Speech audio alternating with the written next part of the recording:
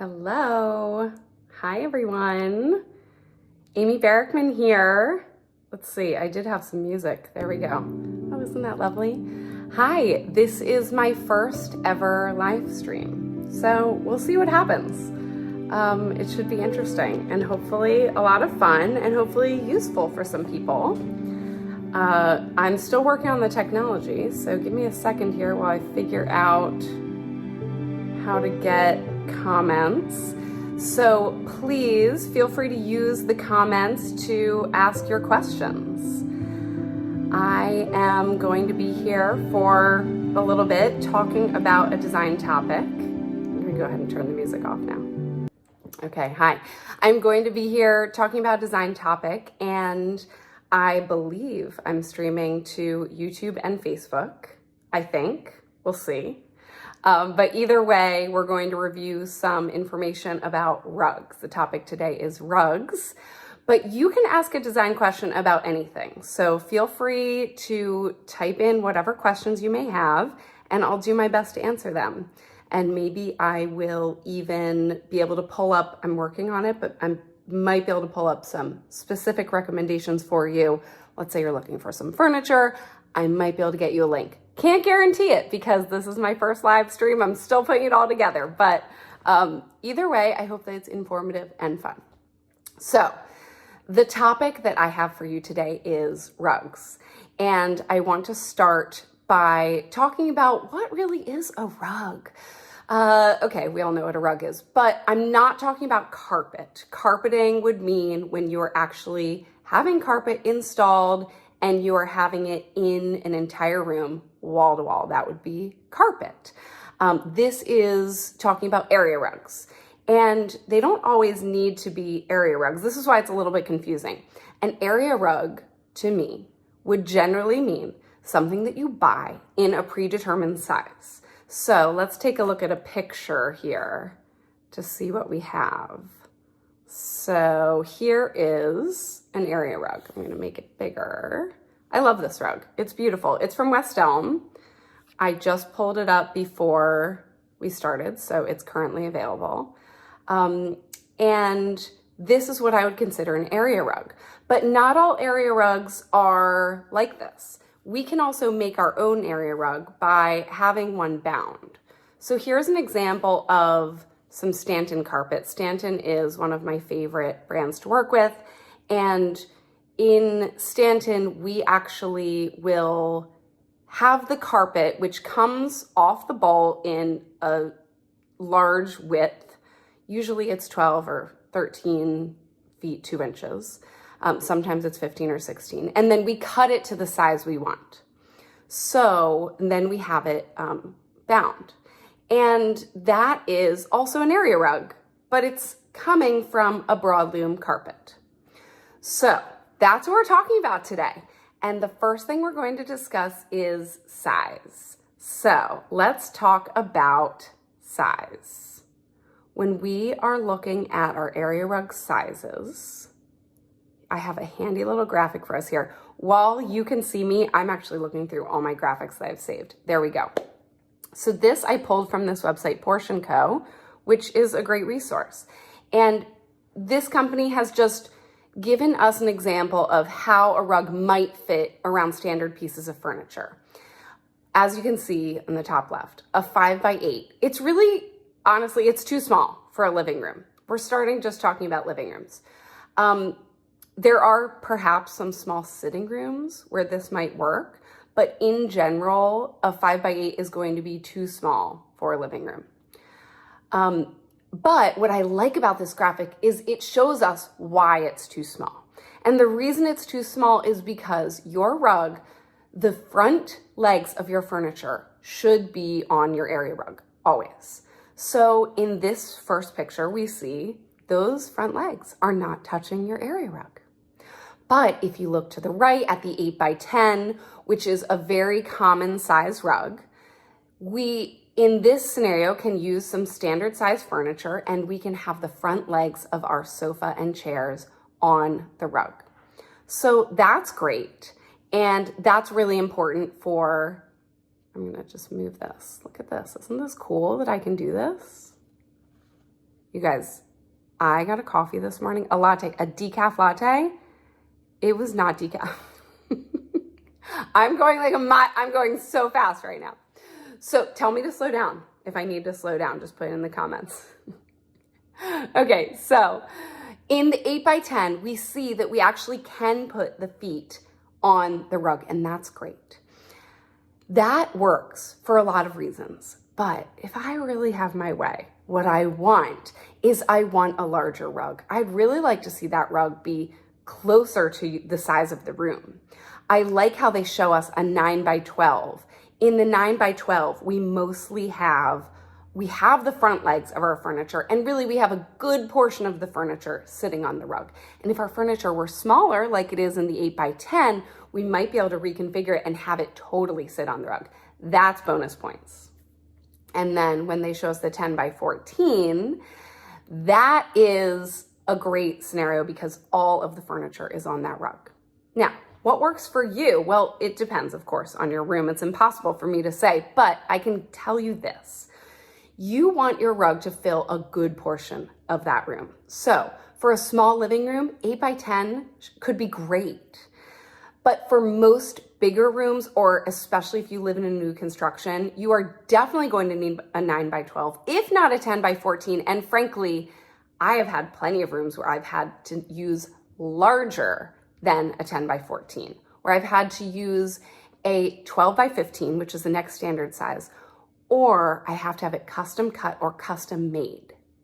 Now those options probably sound kind of intimidating, but they're really not.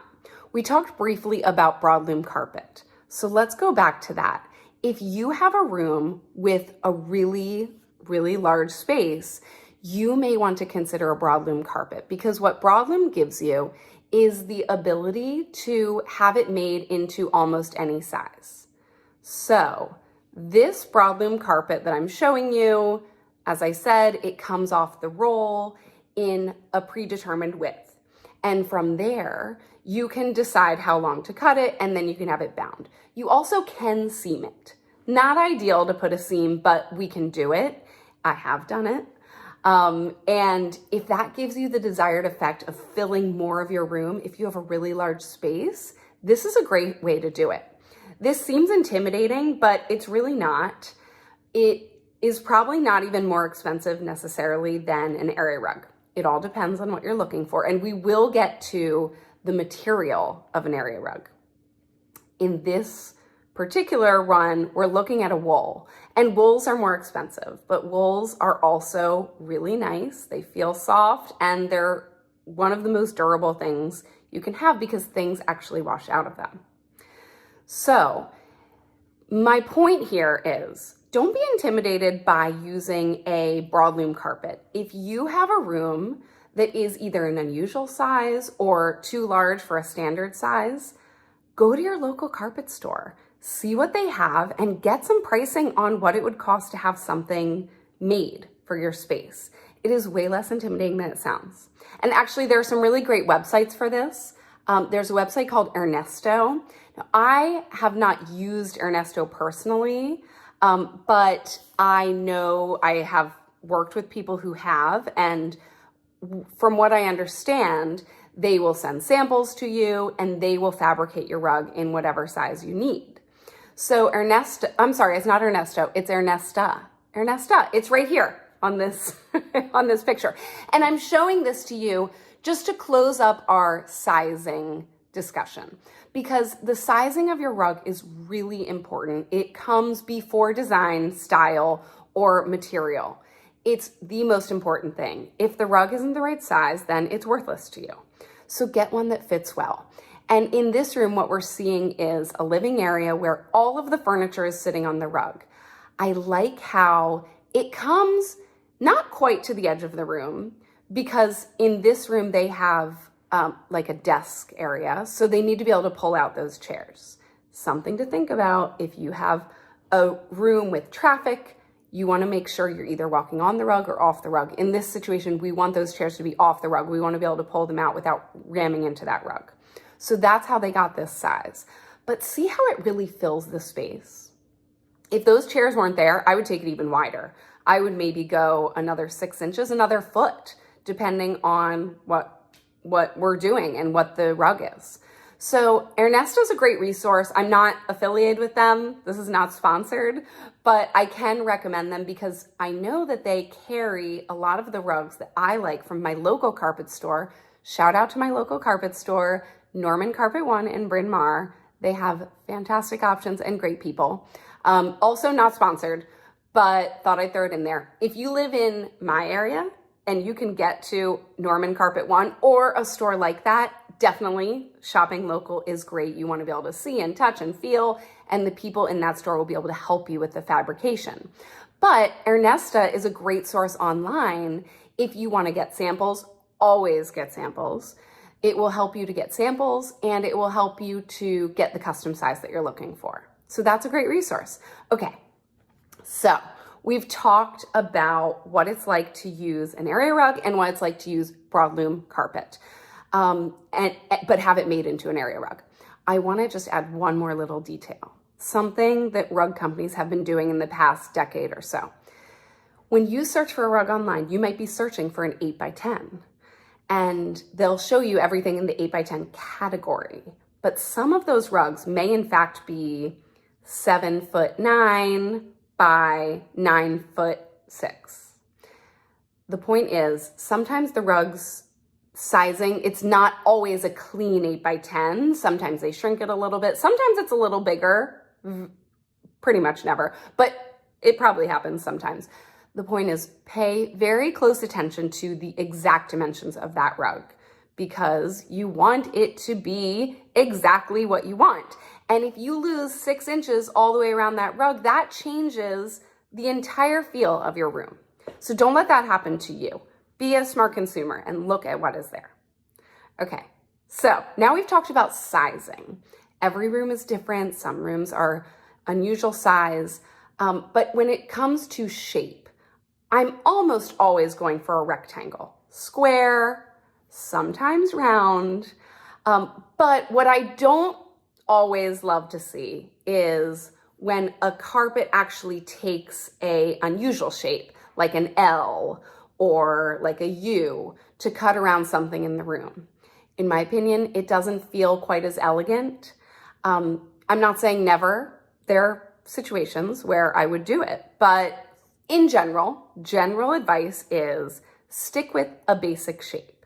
There are some rooms where a circle is gorgeous. A foyer, it makes so much sense there. And there are a lot of sites out there where you can find round rugs and square rugs. Budget is another concern. Now, since we're talking about sites, if I am on a tight budget, maybe I'm working on a kid's room, or for whatever reason, we're just not devoting a lot of money to a certain room. I like Rugs USA, again, not sponsored. And I can't guarantee any of their product, but I certainly can't guarantee all of their product because it's not always perfect. But you can get a good deal on there. They have some good looking designs, and they'll allow you to search by your size and by your shape. So that is a great source. And then when you're looking for something really special, something high end that's really well made, I definitely recommend going to your local carpet seller. Your local area rug place is going to have amazing options for you. And if you don't like the options that they have in the store, I guarantee that they will be able to order more and show you countless images of what you can get. But they're not the only place.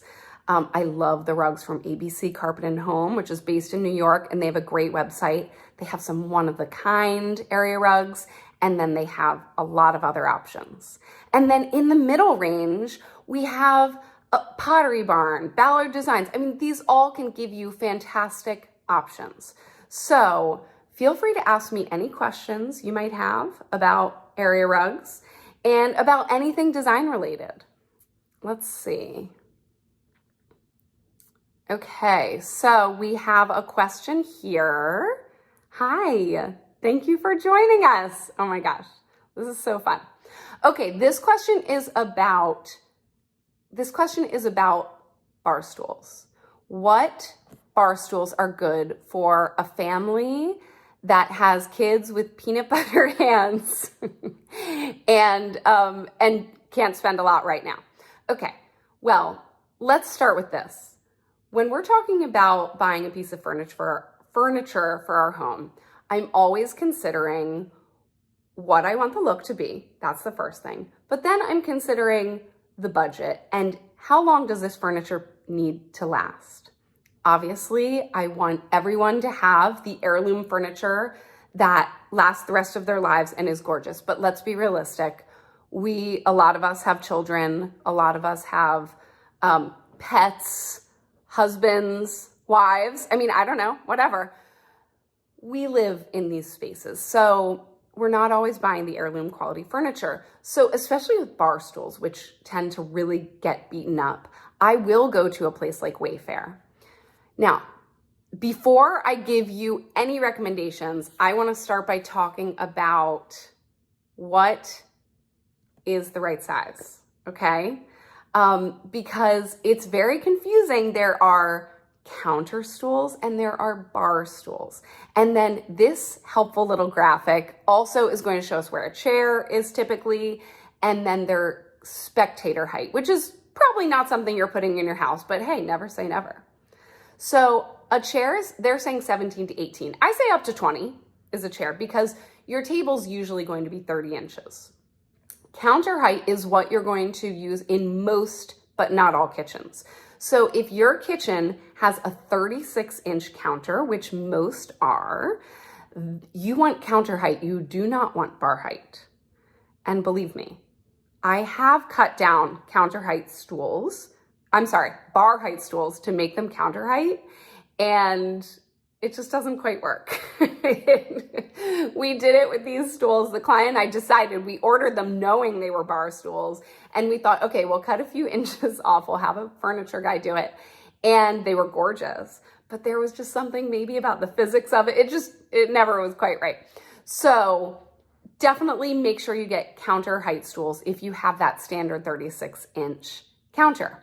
Now, a lot of kitchens have a standard counter height, but then they have a raised area, and that is going to be closer to 40 inches. And then you need the bar stools, and the bar stools are 28 to 30.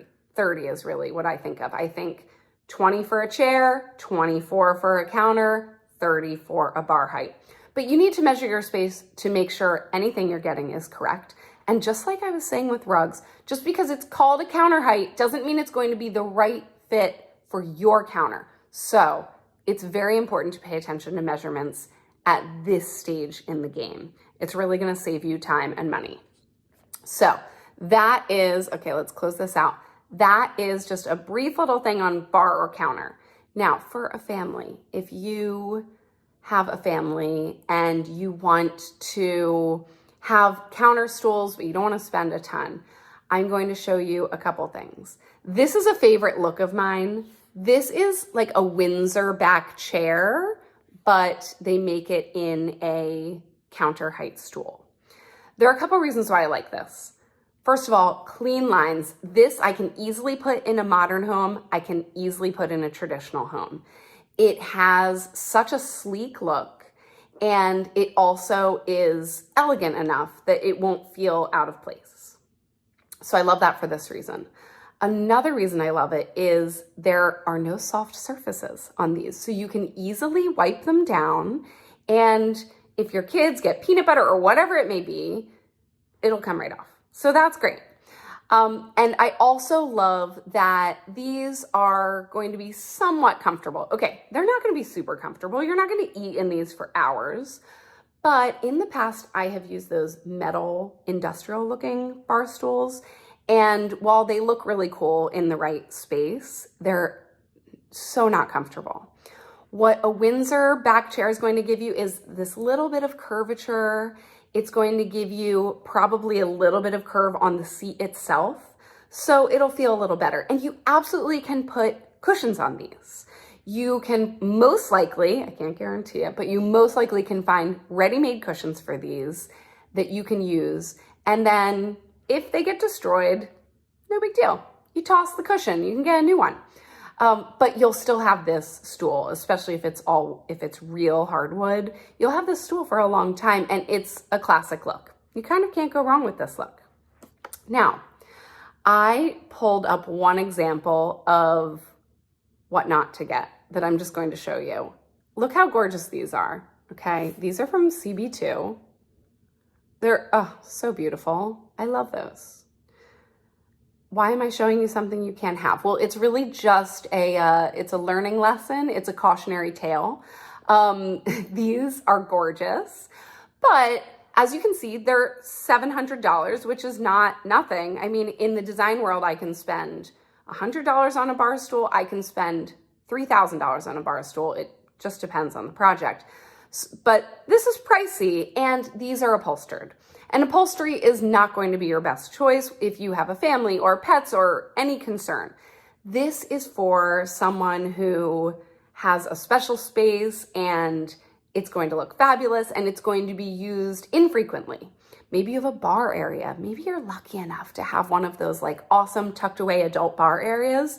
These would be amazing there, and definitely consider them, but not for a family, because if you needed to change the upholstery on this, that would be a very pricey upgrade. But not all upholstery is pricey on counter stools. For example, here is a set of stools. Now look, this is another thing where I can't guarantee this product. This is on Wayfair. I've never used this particular product. But what I will tell you is typically when you have a stool that looks like this, that seat, which they use a boucle fabric, white. Terrible choice for a counter stool. Terrible choice. But it doesn't matter, because typically a counter stool with a seat like this, you'll be able to actually screw it off.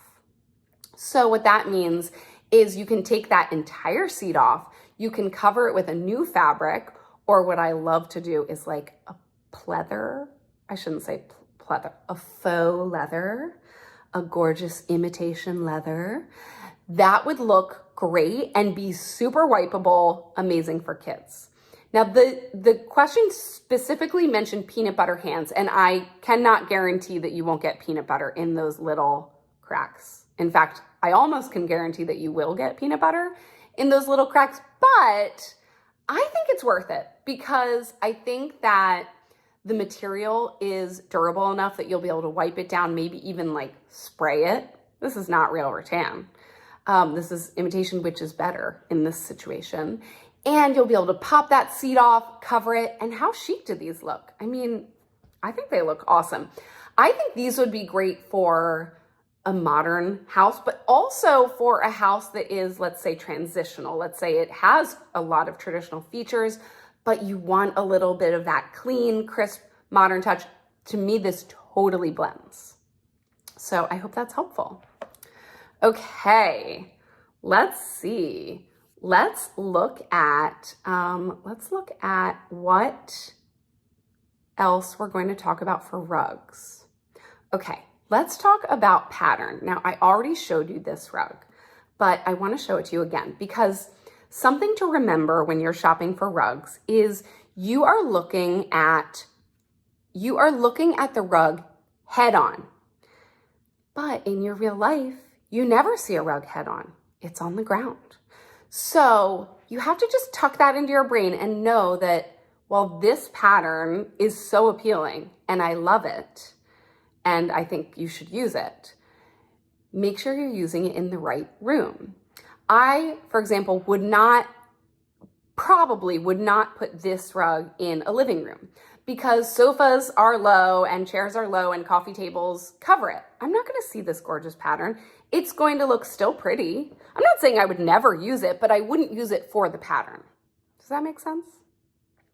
I wouldn't use it for this specific pattern. It would be a waste of this pattern. I still love the border, which we would see a lot of. But I pulled a picture of this. So this is the rug when you're looking at head on. And then if we look here, here is a picture of it actually in the space. This is just West Elm's picture. What's so smart is they're showing it with a table that has thin legs, that we can see underneath. The chairs have thin legs, we can see underneath. So I'm still really getting a lot of the pattern. So that is a really good use of a rug like this. A foyer is another great use for a rug like this when we get to see all of it. I probably wouldn't use it in an office because I'm most likely going to put my desk right on top of that pattern. But it's something to think of when you are going for something that has a pattern. So that is doing a patterned area rug. Let's see, we also have, I already showed you a picture of a broadloom, but this is a pattern. This is another broadloom, and this pattern is something that is really useful in lots of different spaces. Now, this is a geometric. It doesn't have to be geometric, but it might be great for any space where you want something neutral with a little bit of a twist. Instead of just using a plain rug, this gives you the option to really have something with a little bit of a pattern. So when you're selecting your pattern, think about the space overall. Think about what's going on top of it, and think about how it can best complement what else is going on in the room. Bright rugs have their spot, but when I use them, I'm going to use really neutral furniture. So this is a great way to hit both of those. All right, let's do another question here. So we have a question here from Gail. Hi, Gail.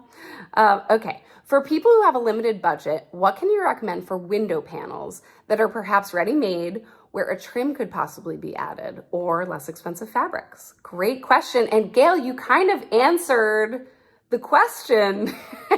You kind of answered the question for me. Well, first of all, I love a white drape. I think you cannot go wrong with a white drape. And of all places, IKEA has some awesome white drape options. They offer some pinch pleated designs, so that's where it actually is pleated all the way across for people who aren't familiar. They also have the option to have an iron hem. So if you're not someone who is adept at sewing and you don't want to pay, certainly I don't think you should take it to someone else to sew, because we shouldn't be investing more money in ready-made drapes. They have an option where it comes with the iron-on tape so that you can change the length. So I love IKEA for that. And as Gail said, you could possibly add a trim. Trim is really exciting right now because of Etsy. It used to be that to get trim, I had a few very limited resources, and they were usually only available to designers. So to get a special trim, I had to go through a company, and they were expensive. But now on Etsy, there are so many options. I'm doing a beach house in Stone Harbor. I just found the most amazing tiny little shell trim that we're putting on a Roman shade. There are so many options. So trim is a great way to add it. And it's great if you can sew, but if you can't, I think it is a great place to use a hot glue gun. Honestly, that's how a lot of trim is applied anyway, is with a hot glue gun. Oh, I see. Hi, Christina. Hi, Liz. Thanks for joining. Just to finish up on the ready-made drape scenario. So I feel that for when you're on a budget, it is a great idea to use something like an IKEA drape. Now, there is this kind of middle tier that you can get. You can go to Ballard Designs, you can go to Restoration Hardware, and they will be able to give you kind of that middle of the road. Ballard has some fun patterns. Restoration Hardware has some beautiful silk and linen and lots of great options. I will caution you though, I do not want you to spend too much on that, okay? If you're going to do the budget option, keep it budget. It's very easy to go to that next level and you're like, oh, I was already spending, $100. I'll spend $200. And then, oh, the hardware is another $100. Next thing you know, you're spending a lot of money. I don't want to see people invest several $100s in window treatments, because then they're not that far from being able to get custom. And custom, yeah, it is better. It's better every time, especially for windows, because you really would ideally want something that's perfect length for your window and made exactly to your specifications and your taste. So by all means, go for the IKEA and maybe go for the Ballard if it's reasonably priced. Also, Amazon does have some pretty good choices that I have used and can totally recommend. So Amazon's a great place to do that, and you can get a really great look. I wish I had a picture. I did it recently. You can get a really great look by adding some fun trim. Amazing. But if you're going to the next tier where you're doing a pattern drape or you're doing, go custom. And that could be as simple as going to the shade store. They have amazing options. It's worth the investment if you plan to stay in a home for a long time. If you have the money to invest, it's really going to take it to the next level. So thanks for asking that question, Gail. All right. So I have one more note about area rugs that I want to share with you, which is the fabrication. We already talked about ordering an area rug online. That is awesome, and it already comes cut to the size that you have selected, and you're going to go on the bigger if you can. Let's talk about the fabrication of those. So what the content of that rug is, and then how we finish it. So wool is always your best choice. It just is. It's also one of the more expensive choices, but I find that wool lasts so much longer, looks so much better, people are more satisfied. So if you can do a wool rug, do it. A hand-tufted wool rug is going to be pricey, but it's going to look gorgeous. It's going to really withstand the test of time. A looped or hooked wool rug is a great option for someone who's on a little bit of a budget. So that is still going to give you all of the great qualities of wool, but because it has that hooked texture, it is a little bit more affordable and they still look really pretty. What I caution you against are not all, but some of the kind of poly silk blends. They just don't have that great feel. They look plasticky and you're not going to like them for a long period of time. So I would much rather see a client spend a little more for a hooked wool rug and have it last and look great and have them be satisfied than get something that's kind of like that poly silk, that polypropylene, just and throw it out in a couple years. So that is my recommendation when it comes to what the fiber content could be. Now we could go on and on about fiber content. Silk rugs look amazing. They're not super durable, but if you have like a gorgeous living room that maybe isn't high traffic, definitely go for silk. If you want the look of silk, you can do a wool rug with a little bit of silk. That will give you those gorgeous, a little bit of sheen in just the right way. And it will still be durable because it's mostly wool. Let's see what other pictures I have for you here. So this one that we've already looked at is a wool rug, but this has a hooked texture. So that is going to be a great choice for someone who wants all the great things about wool, is on maybe a little bit of a budget. The other thing to think about is where this is going. So if you want a carpet for your stairs, I definitely recommend you go with wool. When you order carpet for your stairs, you're going to need something that is really durable. I generally don't recommend white for obvious reasons. And you also want to think about how your particular stairs are laid out. So I pulled this picture in particular because it shows you how this is a stripe pattern, and we had to make a choice. I didn't do this project. I just pulled it from the internet. But this person had to make a choice. How do the stripes go? Do they keep going horizontally as you go up the stairs? There is no right answer.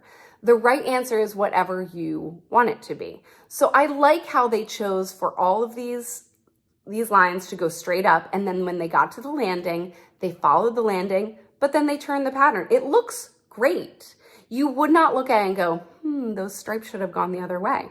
No, but guess what? If the stripes had gone the other way, that would have made sense too. You can't really make a mistake. You can only make something that your eye doesn't like. So choose what your eye likes. This is what my eye likes. The other thing I like about this picture is they show us how they've left just a few inches on either side. A lot of people that when we're talking about runners, they're scared to cover their stairs. They have beautiful wood stairs and they just don't want to cover them. But I really encourage you not to be afraid of that, because if your runner gets too narrow, it starts to look dinky. It just doesn't look as good. We want a wide runner. It feels generous and it really protects your stairs. You still see the wood. You still get to enjoy the wood even when you have a stair runner. So this stair runner is also going to show us, oh, I'm moving me and not the picture. This stair runner is also going to show us one type of binding. When we do a stair runner, we pretty much always have to do a cotton binding because they're binding the edges on site. But if we are doing an area rug, we have a couple other options. This is also a cotton binding, but it's much thicker. And I think it looks really cool, especially for the right room. Maybe you're working on a basement and you want to bring some color in. This is a great way to do it. The other option you have, which is my preferred for area rugs, is to do a serged edge. Now, I love to see this on stairs. There are people out there who will do it, but it's not very common because usually they want to do it in the factory. But this looks really nice on an area rug, and it's always my first choice when I am having an area rug made. And then I have one more fun picture. I did this recently. Again, this is not from my project, but we did do this recently in a project that I worked on where we actually used 2 bindings. It ended up being somewhat pricey because it's a lot of labor to pull those bindings together, but how cool does that look? And what was nice about it is we were able to use a really pretty, reasonably priced, durable, neutral rug in the center. We ended up spending the money on the double binding, but it was worth it because what we got was something really durable that also is unique and has a pop of color. So that is bindings of rugs. Okay, I have another question, again from Gail. Hi, Gail. Amy, I was recommended a paint color for my dining room, which is a bit pale. I like the color, but would like to entertain something with a deeper tone. I'm not afraid of using color. Okay, well, I love that. And I'm glad you brought this up because paint colors are really challenging. They're challenging. Okay, let me take that back. Paint colors are not challenging. They're easy. But what's challenging about them is there are so many choices, and I always use that as one of the last things in a design. So I like to know everything that's going on in a room so that I can choose the best color. So a lot of times people want a paint color, and I love recommending them. But what I want to think about is how's the light in the room and what are the other things in the room? So if you have one that you like that is a little too pale, this is definitely a great use where we can take a look at that paint deck and we can go one color deeper. The key here is we want to make sure that the colors we use in almost every room have a neutral undertone. We want them to have a tan or a beige or a gray underneath. If we go darker, sometimes we sacrifice that, and sometimes we get kind of something that looks a little candy coated, which is not what we're going for. We want something that feels elegant. I'm assuming this is an adult room. Even in a kid's room though, I don't use like a bright candy color, maybe for an accent in some certain situations, but generally, no, I wanted to have that underneath. So I love to use a pale color to keep the light coming in, but it all depends on your space. So if you find something that feels a little light, that is good. That is great information because that tells you and me that we can go a little bit darker and it won't make the room feel cavernous. That's what I'm always trying to avoid. Now, sometimes we do it on purpose, of course. Sometimes we want a room to feel like you're being enveloped in it. I once had a dining room that I painted a deep, deep color and I loved it. I felt like I could see through the walls, like it was enveloping. But I did it for a reason. That room had a covered porch over it, so it already didn't get a lot of sun. And it was a dining room. I knew we were gonna be there at night, 90% of the time. So that was on purpose. But if it's a room that I would use during the day, I want to be careful and make sure that it's not too dark because it changes the way you feel about something. You know, the other thing I wanted to mention while we're talking about paint colors is paint is great. Love paint. We're going to use it no matter what. But I don't want people to be afraid of using a tonal wallpaper. A grass cloth look, there are so many great faux grass cloths, and this is especially important, not important, but this is especially beneficial if you're going with a room where you want to add something, you want to add a layer. This is a great way to do it. There are so many great grass cloths out there. Just like the trim, you used to have to go through a designer and order from a fancy brand like Schumacher, or Philip Jeffries, some expensive brands. That used to be the way it was. But now there are so many options. And granted, you have to hire a paper hanger. Well, okay, you don't always have to hire a paper hanger. They have the peel and stick, which I don't love for most scenarios. I use it sometimes. Great for kids' rooms. I use it in closets, maybe even like a small bar area, but I don't recommend it for like, let's say a living room. It's worth investing to have someone hang it, or really it's not rocket science to hang it. If you are someone who has the time and the attention to detail, like if you're someone who likes to sew, you probably have the attention to detail to do something like that. But I always like hiring someone because hiring someone, you know, it's gonna come out well, or at least you have recourse. But anyway, my point is, let's say you had a room where you wanted like a pale peach color, or maybe you don't even necessarily want it that pale, but this could be a great way to integrate some really pretty texture, and what it will give you is a true lift. Because a lot of times when people want to change their paint color, they're looking for just like a refresh. It's like getting a haircut. They have this room that they love, but they want it updated. And that is a way to really get that extra beautiful layer. So those are questions for today. And that was my live. I am so grateful you guys joined me.